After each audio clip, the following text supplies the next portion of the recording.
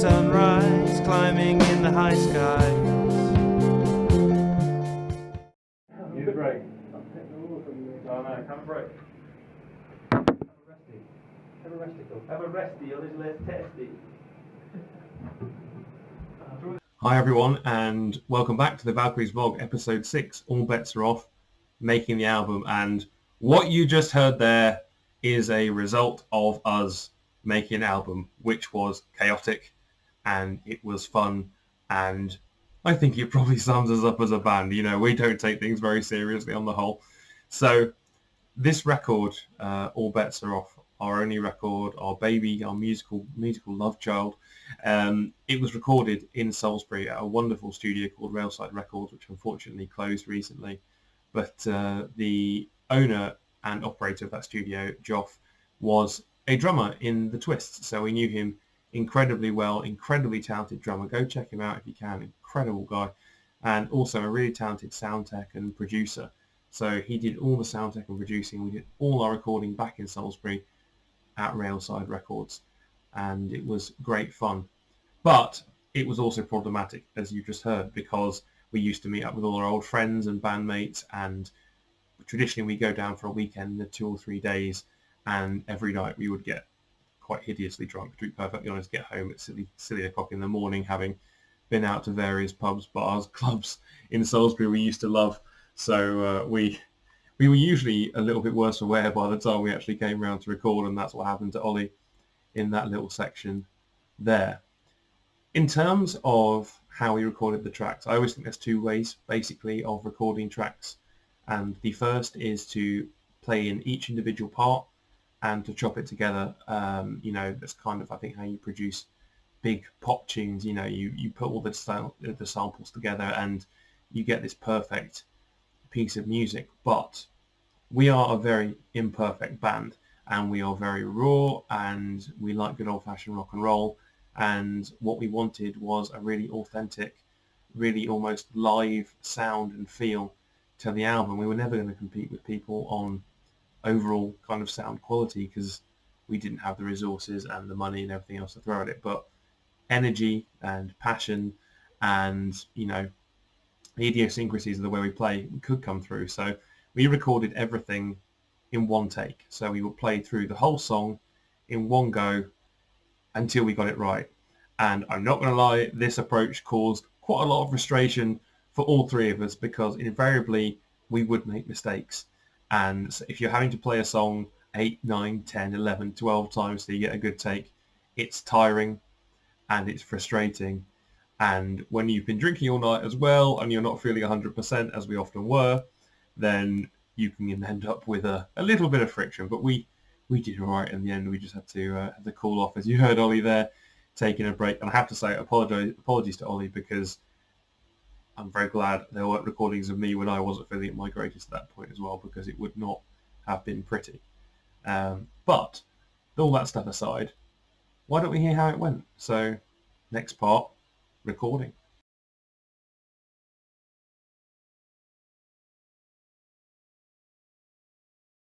So if you watched the last episode of the vlog, you will have seen, or heard rather, some clips of Emerald Bay, Rose and Compass, and Now I Can Fly, as they were before we went into the recording studio, before we edited them, before we changed them up in practice. And what I want to do now is to play you those same clips, but with the sections from the actual studio recording next to them, so you can see the difference, hear the difference. And yeah, here we go. See what you think. Water clearing as you green, cold like winter bravery, shimmering in Emerald Bay.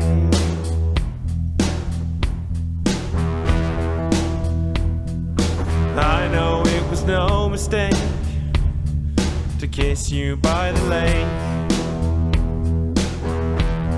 Water clearing as you green, cold like winter bravery, shimmering in Emerald Bay.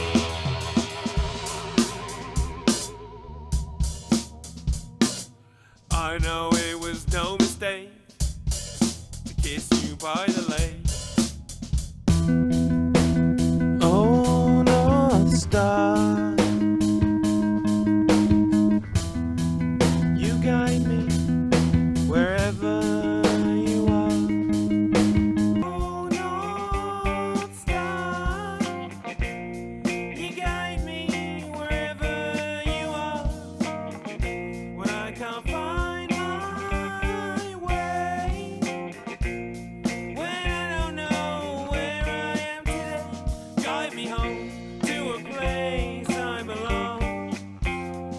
When I was young, my heart was open.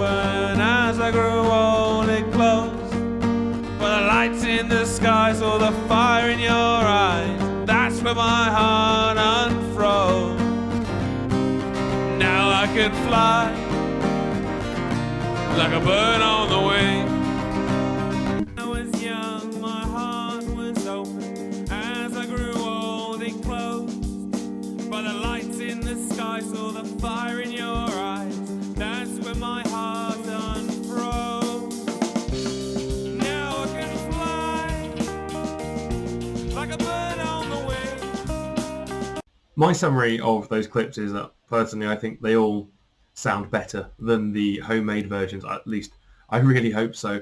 Emerald Bay and Now I Can Fly really are a bit subtler. It's just a case of playing with effects pedals and getting the right take, and I have to say for me the drumming on Emerald Bay is phenomenal. I think it's one of Tom's best drum lines. It's so catchy and fun. It's a really amazing groove, and I love listening to that groove to this day. He's got a few others obviously, but that one was really cool.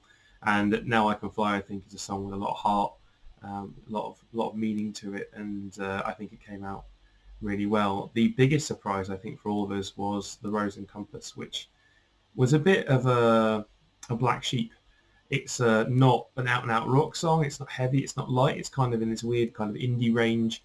And obviously, if you listen to the original, it was not a good track. And Tom's drum beat and Ollie's chords and putting my voice up into falsetto, I think really made that go from a really below par song to one of the stronger songs on the album. And I think we were all absolutely thrilled when that came out the other end, sounding like it did. And there's a few other tracks like that where we thought, yeah, this is sounding really good compared to how it was before. This is a lot better than we thought it would be, and that's something I'll go into next episode when I look at the post-release and mastering of the album. So let me know what you think of the differences between those recordings. You know, could we have done things better? Probably, but hopefully you enjoyed the clips, and I think for now I will leave it there. That's the story of us recording, the story of us misbehaving, and the story of us somehow producing an album. It took roughly 12 months, so we would do it in weekends, so sections of 2 or 3 days. I think we did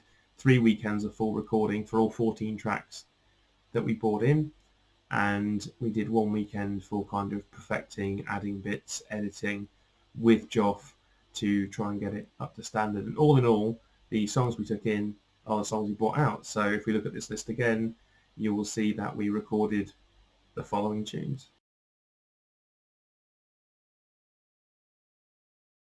We had Airport Girl, which was an Old Sick Twist song, All Bets Are Off, Bridges, both new songs, Complex Metaphor, an Old Sick Twist song, 2 Big Bears there, Emerald Bay and the Epiphany, a new Valkyries song, and Keep the Beers Coming, Kind of Man I Am, Now I Can Fly, Road to Nowhere, The Rose and Compass, The Silver Lining, Starling, and 3 More Days. And one of the things I'm quite proud of is that we got through all 14 of those tracks in 3 weekends. So you're looking at between 6 and 8 days of recording, and while the recordings aren't perfect, which is something I'll talk about in the future blog, I am so thrilled with the work we got through, especially considering we spent quite a lot of it hungover.